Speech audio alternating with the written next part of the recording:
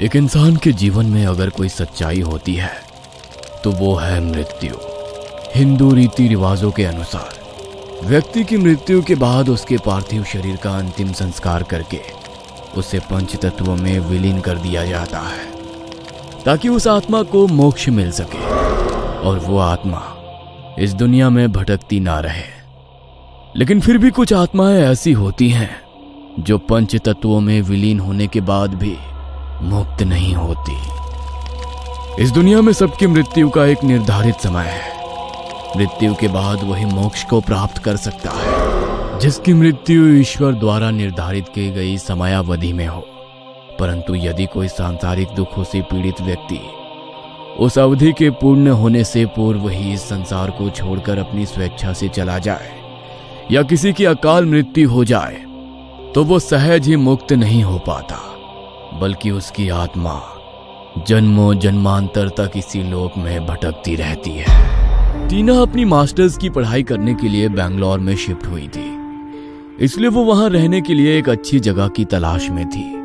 यार 3 दिन से ढूंढ रही हूँ लेकिन रहने के लिए कोई ढंग की जगह नहीं मिल रही। यार अगर मेरी रूममेट ढंग की होती ना तो तुझे इस तरह परेशान ही नहीं होना पड़ता। मैं तुझे अपने साथ रख लेती, पर कोई नहीं, मेरा एक दोस्त है, मैं उससे बात करती हूँ। उसका जरूर किसी डीलर से कोई ना कोई कांटेक्ट होगा। 3-4 दिन और बीत गए लेकिन टीना को रहने के लिए उसके बजट में कोई रूम नहीं मिला। तभी वृंदा के पास उसके फ्रेंड साहिल का कॉल आया। हेलो, कोई जगह मिली क्या तुझे? हाँ मिली तो है, लेकिन यार वो मोक्ष द्वार के पास है। एक बार अपनी दोस्त से पूछ ले, अगर वो रहने में कंफर्टेबल है तो मैं आगे बात करता हूँ। अच्छा ठीक है। वृंदा ने टीना को बताया कि साहिल को उसके लिए एक घर तो मिला है, लेकिन परेशानी ये है कि वो मोक्ष द्वार के पास है। मोक्ष द्वार? ये क्या है? अरे मोक्ष द्वार मतलब शमशान घाट जहाँ पर शवों का अंतिम संस्कार किया जाता है। क्या यार, ये कैसी जगह घर दिलवा रही है तू मुझे? तुझे तो पता है मुझे पहले इन सब चीजों से कितना डर लगता है। डर तो मुझे भी लगता है यार, लेकिन क्या करे, इस बजट में कहीं और घर मिलना बहुत मुश्किल है। लेकिन डिसीजन तेरा है, अगर तुझे ठीक लगे तो ही हाँ बोलना। ठीक का तो पता नहीं, लेकिन कोई ऑप्शन नहीं है। अब तो मैं तेरे साथ भी नहीं रह सकती, वरना तेरी वो रूममेट तुझे भी वहां नहीं रहने देगी। जो भी है डन कर दे। टीना के पास इसके सिवा और कोई चारा नहीं था, क्योंकि इतने दिनों तक अपने बजट में घर ढूंढने के बाद भी उसे घर नहीं मिल रहा था। इसलिए उसने सोच विचार कर इस डील को फाइनल कर दिया और अपना सामान लेकर उस घर में शिफ्ट हो गई। शिफ्टिंग में उसकी मदद करवाने के लिए वृंदा और साहिल भी उसके साथ गए थे। यहाँ मेरे साथ और कौन रहने वाला है? अब कोई नहीं, तुम अकेली ही हो। क्या? और नीचे वाले फ्लोर पर? अब नीचे भी कोई नहीं है, ये पूरा घर तुम्हारा है। तुम्हारे साथ किसी की शेयरिंग नहीं है, तो तुम आराम से रह सकती हो। क्या? मेरे साथ यहाँ और कोई नहीं है? तो मुझे ये घर इतने सस्ते में कैसे मिल गया? एक रूम के प्राइस में 2 फ्लोर का इतना बड़ा घर। अरे लोग अंधविश्वासी है, इसलिए इस मोक्ष द्वार की वजह से कोई यहाँ नहीं रहता। तुमने हाँ की तो लैंडलॉर्ड ने कम पैसों में हाँ कर दी ताकि कोई तो यहाँ रहे, बस और कुछ नहीं। अच्छा मुझे काम है तो मैं चलता हूँ। हाँ। साहिल वहां से चला गया और वृंदा भी टीना की शिफ्टिंग में मदद कराने के बाद वहां से जाने लगी। यार पहली बार इतने बड़े घर में ऐसे अकेली हूँ, डर लग रहा है। आज रात तू यहीं पर रुक जा प्लीज। सॉरी यार, लेकिन आज मैंने वंश के साथ मूवी नाइट प्लान की है, तो मुझे डायरेक्ट यहाँ से उसके फ्लैट जाना है। आई होप तू समझेगी, और डर मत, कुछ नहीं है। Okay take care. Vrinda Tina के सर पर अपना हाथ सहलाकर वहां से चली गई। घर में टीना की पहली रात थी और घर मोक्ष द्वार के पास था, तो ना चाहते हुए भी बार बार उसके मन में डरावने ख्याल आ रहे थे। तो अपना माइंड डाइवर्ट करने के लिए वो मूवी देखने लगी, लेकिन मूवी देखते देखते कब उसकी आंख लग गई उसे पता ही नहीं चला। टीवी ऑन था, वो हल्की नींद में आंखें बंद करके लेटी हुई थी। तभी उसे लगा मानो अभी अभी किसी ने उसकी खिड़की पर नॉक किया हो। तो उस आवाज से उसकी नींद टूट गई। वो अचानक से थोड़ी सहम गई। तभी उसने देखा कि टीवी ऑन है। लगता है आवाज टीवी से आ रही थी। मूवी देखते देखते कब आंख लग गई पता ही नहीं लगा। टीवी ऑफ कर देती हूँ। टीना ने रिमोट से टीवी ऑफ कर दिया और सोने के लिए फिर से अपने बिस्तर पर लेट गई। उसे अपनी आंखें बंद किए कुछ ही देर बीती थी कि तभी उसके कानों में फिर से वही आवाज पड़ी जैसे तो उसकी खिड़की को किसी ने खटखटाया हो। टीना आधी नींद में थी तो उसने उठकर इधर उधर देखा, लेकिन कोई भी नहीं था। तभी उसे फिर से खिड़की पर ठक ठक की आवाज सुनाई दी। इस बार वो आवाज को सुनकर बहुत ज्यादा घबरा गई। नहीं, ये मेरा वहम नहीं है, कोई तो है बाहर, कहीं कोई चोर तो नहीं आ गया। तभी एक बार फिर खिड़की पर वही आवाज हुई। टीना ने हिम्मत की और खिड़की के पास गई। उसने पर्दा हटाया तो किसी ने उसकी खिड़की को बहुत जोर से नॉक किया। उसने ध्यान से देखा तो खिड़की पर उसे एक बड़ी ही भयानक परछाई दिखाई दी। तभी अचानक वो परछाई वहां से भागती हुई बालकनी की दूसरी तरफ चली गई। तभी टीना को बालकनी की दूसरी तरफ वाली खिड़की से वही ठक ठक की आवाज सुनाई दी और ऐसा लगा मानो कोई बड़ी ही दबी सी हंसी हंस रहा हो। टीना थोड़ी घबरा गई। उसकी हिम्मत नहीं हुई कि वो दूसरी तरफ जाकर पर्दा हटाकर देखे कि वहां कौन है। नहीं, मैं नहीं जाऊंगी, अंदर रूम में ही रहूंगी। हे माता रानी, मेरी रक्षा करना। मेरा रूम लॉक तो है ना? चेक करती हूँ। नहीं, पहले फोन में दुर्गा चालीसा लगाती हूँ। टीना ने अपने फोन में दुर्गा चालीसा लगाई और फोन को फुल वॉल्यूम पर कर दिया। उसने रूम के गेट को चेक किया तो दरवाजा बंद था। उसने हिम्मत करके सब खिड़कियों को भी चेक किया तो वो भी बंद थी और अब खिड़की से उसे बालकनी में कोई खड़ा नजर नहीं आ रहा था। तो वो थोड़ी रिलैक्स हो गई और दुर्गा चालीसा सुनते हुए सो गई। जैसे तैसे उस घर में उसकी एक रात बीत गई। घर में उसके अगले दिन कुछ शांति से बीते, लेकिन कुछ दिन बाद फिर से खिड़की पर वो दस्तक होनी शुरू हो गई। यहाँ पर पहली रात को भी मेरे साथ यही हो रहा था और आज फिर से। ऐसे तो मैं यहाँ रह ही नहीं पाऊंगी।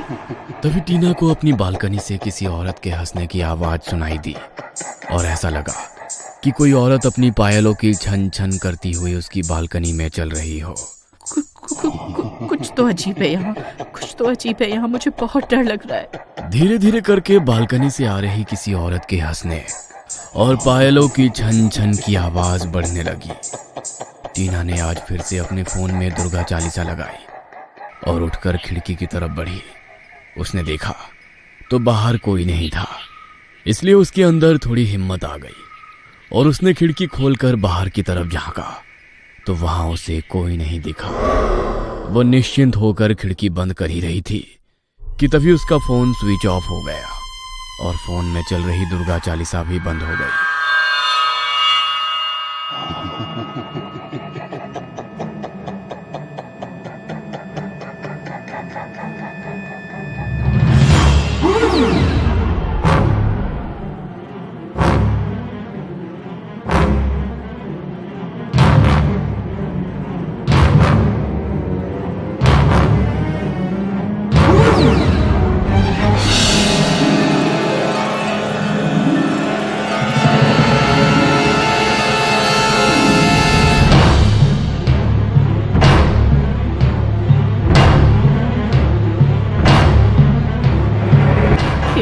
रक्षा करो, हे मां दुर्गा रक्षा करो, रक्षा करो। टीना के इतना कहते ही उस हाथ की पकड़ उससे छूट गई और टीना ने देर ना करते हुए जल्दी से खिड़की को अंदर से बंद कर लिया और हाँफती हुई आकर अपने बिस्तर पर बैठ गई।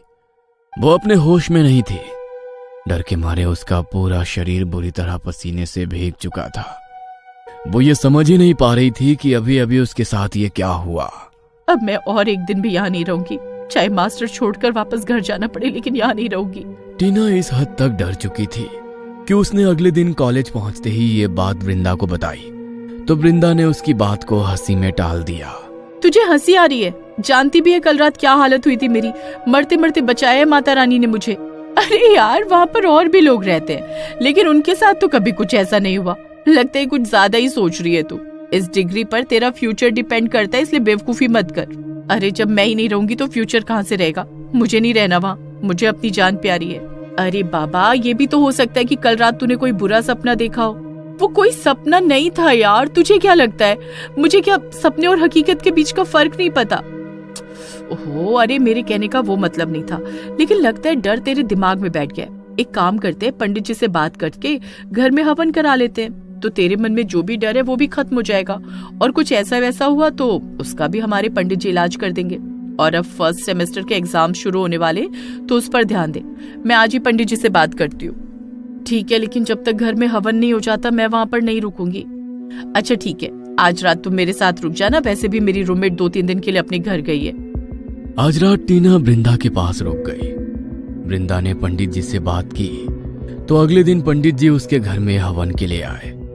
वृंदा भी हवन के लिए टीना के साथ ही थी। पंडित जी ने पूरे विधि विधान से अच्छी तरह से घर में हवन किया और पूरे घर में गंगा जल का छिड़काव किया। हवन का धुआं घर के कोने कोने में फैल गया और पंडित जी ने पूरे घर का शुद्धिकरण कर दिया।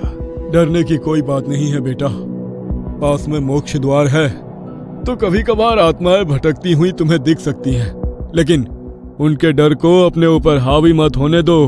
वो बस 2 लोगों के बीच फंस कर रह गई है।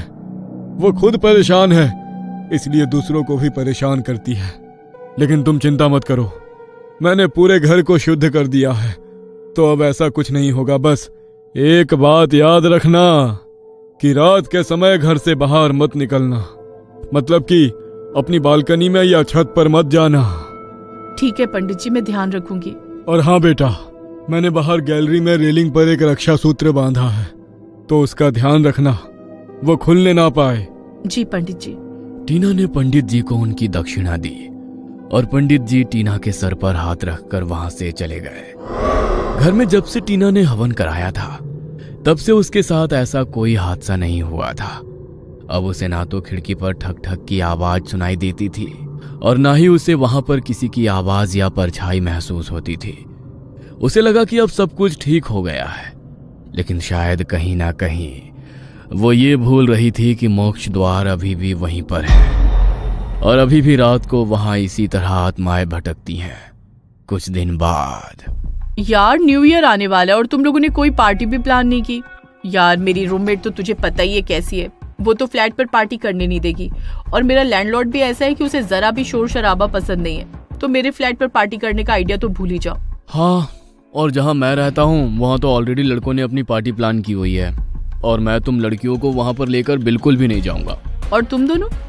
मेरे पास भी जगह नहीं है। सेम हियर यार, लेकिन तुम तो अकेली रहती हो ना टीना, तुम्हारे घर में तो हम लोग आराम से पार्टी कर सकते हैं, कोई डिस्टर्ब भी नहीं करेगा। हाँ, लेकिन मैंने इसलिए नहीं कहा कि कहीं तुम लोग बोलो कि तुम्हारा घर मोक्ष द्वार के पास है तो हम लोग नहीं आएंगे, वरना मुझे कोई प्रॉब्लम नहीं है, आ जाओ तुम लोग। तो फिर डन करते हैं, टीना के घर पर न्यू ईयर की पार्टी करते हैं। हाँ, सब लोगों ने टीना के घर पर न्यू ईयर की पार्टी करने का प्लान किया।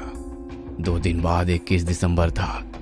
टीना जिस घर में रहती थी उस घर का पेंट अब उतरने लगा था, तो लैंडलॉर्ड कुछ लोगों के साथ घर पर आया। टीना, 2 दिन बाद न्यू ईयर है तो मैंने सोचा घर को बाहर से थोड़ा पेंट करवा देता हूँ। अभी तुम कॉलेज जाओगी तो ये लोग पेंट कर देंगे, तो कोई प्रॉब्लम भी नहीं होगी। ओके। टीना कॉलेज चली गई और उन लोगों ने बाहर बांबू बांधकर पेंट करना शुरू कर दिया। लेकिन जब वो लोग घर की रेलिंग पर पेंट कर रहे थे तो बांबू की कील उस रक्षा सूत्र में अटक गई और जब उन लोगों ने बांबू को हटाया तो वो रक्षा सूत्र खोलकर नीचे गिर गया, जिस बात का अंदेशा टीना को बिल्कुल भी नहीं था। 2 दिन बाद साल का आखिरी दिन था, 31 दिसंबर की रात। लगभग 10 बज रहे थे। टीना घर पर अपने फ्रेंड्स के आने का इंतजार कर रही थी और किचन में उनके लिए कुछ स्नैक्स रेडी कर रही थी। तभी घर की डोरबेल बजी। लगता है सब लोग आ गए। टीना नीचे जा ही रही थी कि तभी फिर से डोरबेल बजी। अरे आ रही हूँ। टीना ने जल्दी से गेट खोला तो सामने कोई नहीं था, तो वो थोड़ी डर गई। उसने तुरंत ही दरवाजा बंद कर लिया। उसकी सांसें तेज हो गई। उसकी आंखों के सामने अचानक वही रात आ गई। वो सहमी सी वहीं खड़ी थी कि तभी फिर से डोरबेल बजी। डर के मारे टीना की हिम्मत नहीं हो रही थी कि वो दरवाजा खोले। 2-3 बार डोरबेल बजी, लेकिन टीना ने दरवाजा नहीं खोला। तभी बाहर से आवाज आई। अरे तुम क्या कर रही हो यार, दरवाजा क्यों नहीं खोल रही हो? पूरी रात हमें बाहर खड़े रखने का इरादा है क्या? वृंदा की आवाज सुनकर टीना की जान में जान आई। उसने झट से दरवाजा खोल दिया। उसके दोस्त अंदर आए और टीना उन्हें ऊपर लेकर चली गई। वैसे तुम दरवाजा क्यों नहीं खोल रही थी? हम इतनी देर से डोरबेल बजा रहे थे। अब कुछ नहीं, वो मैं वॉशरूम में थी तो आने में टाइम लग गया। मैं तुम लोगों के लिए कॉफी लेकर आती हूँ। टीना किचन में उन लोगों के लिए कॉफी लेने गई। तभी फिर से डोरबेल बजी। अरे अब कौन आ गया? अरे हाँ, मैंने खाना ऑर्डर किया था तो वही आया होगा।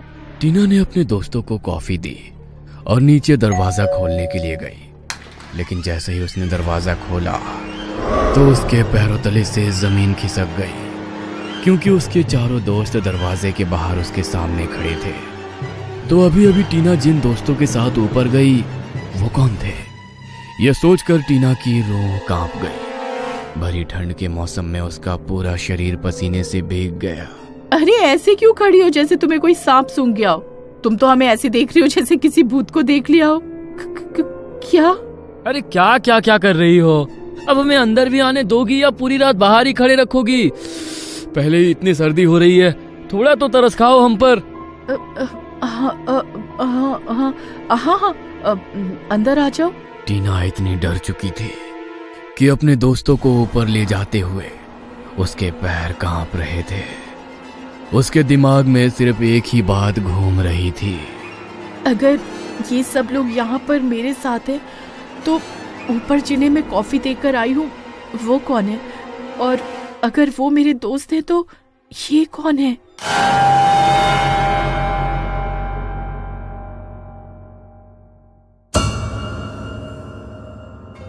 ये कहानी आपको अच्छी लगी हो तो हमें सब्सक्राइब करें, हमारा इंस्टाग्राम और फेसबुक पेज जरूर फॉलो करें। और हाँ दोस्तों, सब्सक्राइब करना भूलना मत।